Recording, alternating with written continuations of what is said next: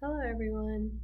For this week's vlog, I'm looking at Georgia's rules and regulations for disciplinary actions for counselors. So, what are some of the most common reasons to discipline? They were if you were not fully qualified in practicing, if you deceive the board in any way, commit fraud, just disrespectfully represent them even.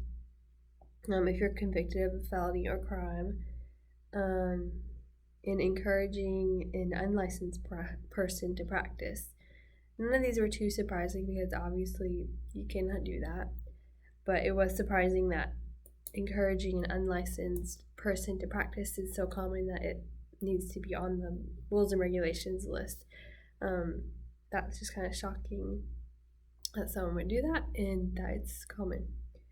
So some themes in these to me, there's more than this list, but it just breaking the law was kind of the most common and broken down into specific other things.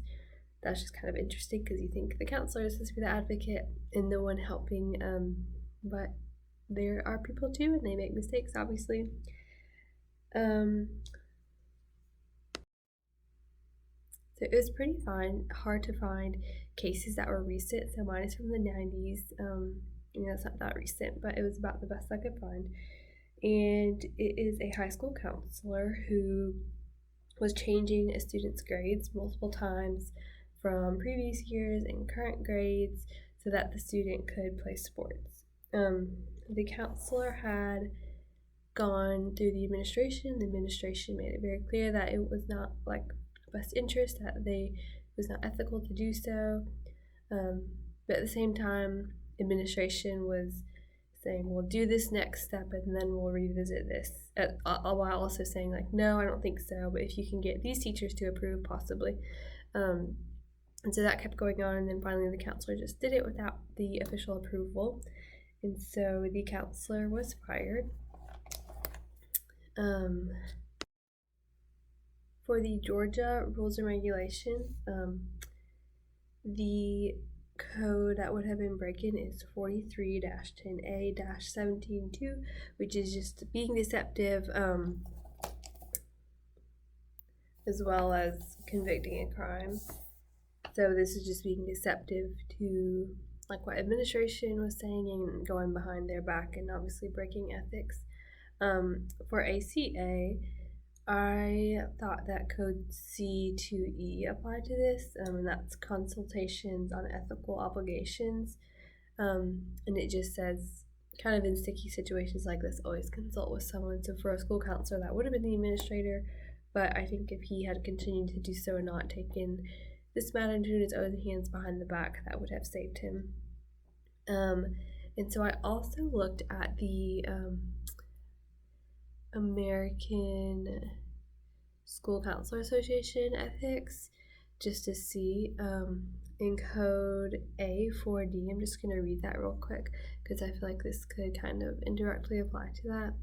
It says, provide opportunities for all students to develop the mindsets and behaviors necessary to learn work-related skills, resilience, perseverance, and understanding of lifelong learning as a part of long-term career success, a positive attitude toward learning, and a strong work ethic.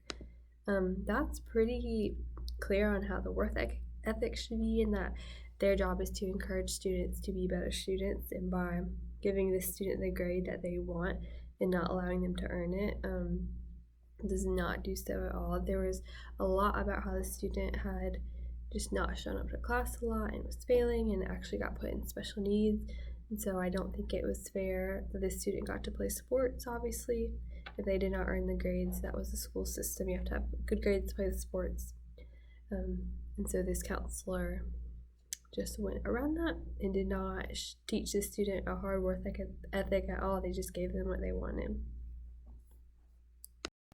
The question that comes to mind just reading through these things isn't really something that can be answered, but it's just kind of puts into perspective thinking that you cannot trust every counselor. I guess in my head I had a naive thought and just trust in all counselors and like they're all good people, but obviously they are not, and they are real people, like I said earlier. And so it's just eye-opening to be aware of the things that can happen, and that counseling is still like real life, and the other counselors are real life people, obviously. So thank you for listening.